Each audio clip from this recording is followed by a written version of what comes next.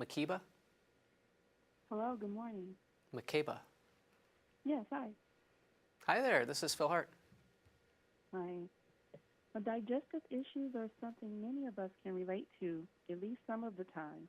They're unpleasant and we don't often talk about our symptoms due to fear and embarrassment. But what if your stomach pain isn't just stomach ache, but an underlying yet treatable condition known as EPI? Joining me today is Dr. Phillip Hart to talk about why it's important for people to speak candidly about their gastrointestinal issues with their healthcare professional and why digestive health should be a priority for everyone. Thank you so much for joining me today. Hi, Makeba. Thanks for having us on the show. Now, first, Dr. Hart, what are some common gastrointestinal issues and symptoms that many people face today? Yeah, so GI symptoms are incredibly common. It's estimated that about 60 to 70 million people in the United States suffer from some type of GI symptom. And there's a wide variety of these symptoms. These can be things such as abdominal bloating, gas, or a change in the stool patterns. And why people sometimes hesitant to share that information with their healthcare professional? Yeah, we recently completed a survey that was called EPI Uncovered. And this was a survey that was commissioned by the American Gastroenterological Association. And we were surprised to find out that patients waited on average 4 years to discuss their symptoms with a healthcare provider. We were very surprised by how long that was. Of those patients that had a difficult time discussing their symptoms with their healthcare provider, 60% cited embarrassment as the leading factor for that. Well, that's surprising indeed. Now, doctor, tell us exactly what is EPI and why is it often so hard to diagnose? So EPI stands for exocrine pancreatic insufficiency.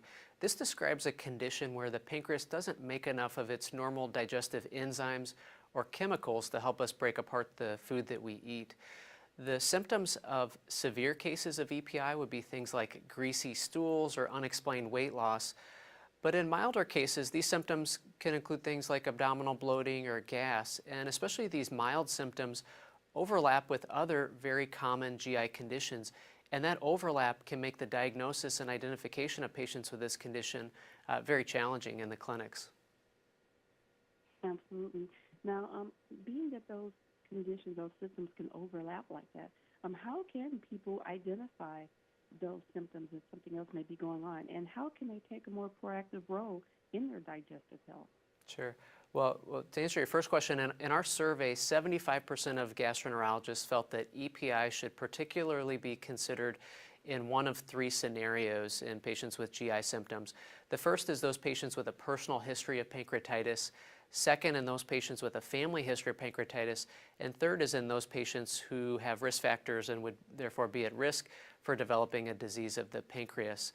It can be very difficult for patients to sort through these symptoms, which may be related to EPI or other medical conditions. And so we do encourage that patients have an open and honest conversation with their healthcare providers and take a proactive role to start that conversation so that the healthcare provider can really help to assess and tailor any evaluations that might be needed based on the combination of those factors.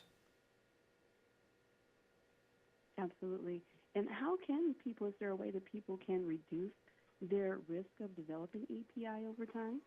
Well, EPI is the consequence of an underlying disease related to the pancreas. And the way that these diseases of the pancreas can be decreased, or the risk for them to be decreased, is by avoiding lifestyle factors that would place them at increased risk. And this includes, number one, avoiding excessive alcohol intake, and number two, avoiding cigarette smoking.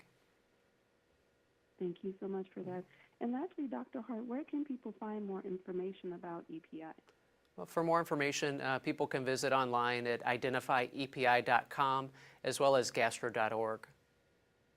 Great, thank you so much. And again, for more information on EPI, visit www.identifyepi.com.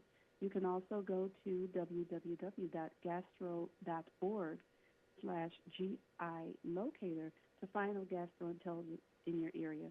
Thank you so much for joining me, Dr. Hart. It's been a pleasure. Great. Thanks for having me on the show. Have a wonderful day.